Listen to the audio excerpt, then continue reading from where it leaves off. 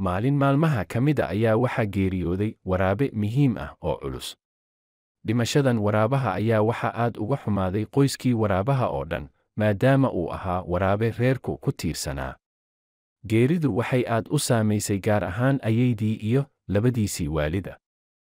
Wixii habar waraabe ahaa ayaa markay geerida maqleen iyaguna ka murugooday, waxayna aad uga tacsiyeeyeen qoyskii uu ka baxay waraabahaasi. Waxaa jirtay xaafad dameero ah oo ay daris ahaayeen reerka geeridu ku habsatay. Dameerkii reerka ka mas'uulka ahaa ayaa waraabayaal badan xaafadda ku arkay.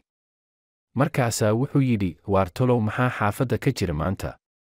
Dameer yar oo uu dhalay ayaa yidhi, aabo waxaa dhintay waraabihii hebel, markaa tacsidii ayaa loo fadhiyaa. Dameerkii reerka mas'uulka ka ahaa talo ayaa ku baraahsatay. Wuxuu garan waayey si uu u tacsiyey waraabe. Wuxuu u tegey dameero kale oo iyaguna xaafadda degganaa, wuxuuna u sheegay dhibaatada xaafadda jaarka ku dhacday. Way fikireen, sheekadiina kolb dhinac ayaa loo qaaday. Dameeradii arrinkaa aad ayay iskugu khilaafeen. Qaarkood baa waxay soo jeediyeen in aan loo tacsiyeyn. Sababtoo ah dhib ayaa ka iman karta, waraabana marti iyo magan midna ma yaqaan. Kuwa kale waxay soo yidhaahdeen in siday dooni ha noqotee loo tacsiyeeyo, ugu yaraan darisnimada lagu tixgeliyo. Markay sidaasi dhacay, dameerkii ay isku dhowaayeen guri ahaan ayaa ku adkaystay in loo tacsiyeeyo oo xaqa jaarka la dhowro. Ugu dambayn waxay isku raaceen in loo tago, sidii ayayna wafdi dameero ahi ugu ambabaxeen gurigii geeridu ka dhacday si ay ugu tacsiyeeyaan. Wafdi ka kooban odayaal iyo dameero waxgarad aha ayaa waxay gaadheen reerkii geeridu ka dhacday. Si fiican ayaa loo soo dhoweeyey duubcaddii dameerada, aadna waa loogu farxay imaanshahooda. Dameeradii waxay waraabihii u sheegeen inay aad uga xun yihiin geerida ku timid, ayna u yimaadeen si ay uga tacsiyeeyaan arrinkaas. Waraabihii geeridu ku dhacday aad ayuu ugu guddoomay. Wuxuuna u sheegay inuusan iloobi doonin sida fiican ee ay isku soo xilqaameen, kalena qayb qaadanayaan geerida qoyskiisa ku habsatay. Wafdigii si fiican oo faji furnaani ka muuqato ayaa loo soo dhoweeyey. Dameeradii markay cabbaar fadhiyeen ayaa waxay yidhaahdeen, dee anagu waan sii baxaynaye salaama.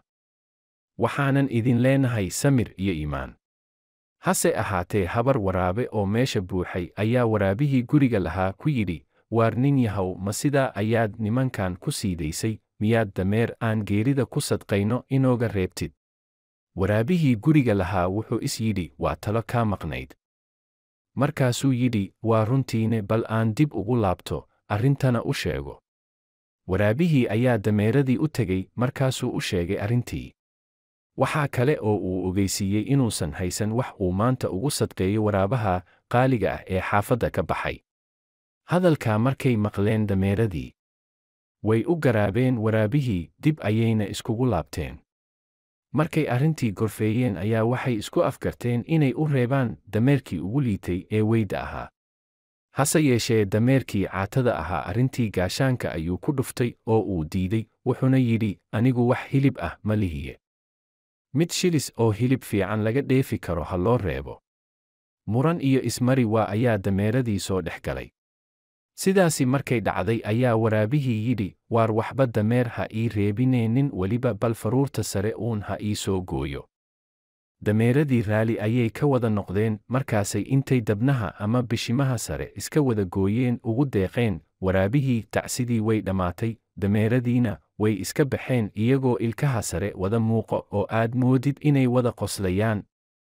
Waxaase dhacday in habar waraabe oo dhani arkeen dameeradii oo afka laydhinaya oo sii socda. Kolkaasaa waxay yidhaahdeen, waar niman yahow, bal eega quudhsigu intuu leeg yahay. Intay murugada nala qaybsan lahaayeen ayay qosol iyo ku digasho noola yimaadeen. Waxaa la amray in dhammaan dameerada la soo qaqabto oo la wada cuno. Dameeradii ayaa halkii lagu cunay iyaga oo aan wax dembiye galabsan. Duluucda sheekadu, jaarkaaga dabeecaddiisa waa inaad barataa si aanad ugu gedmin. Sidoo kale cid weliba martida ma soorto. Qaar ayaa dhib kuu geysan kara haddaad u martido. Haddaba haddii aad ka heshay sheekadan, fadlan la wadaag asxaabtaada. Mahadsanid.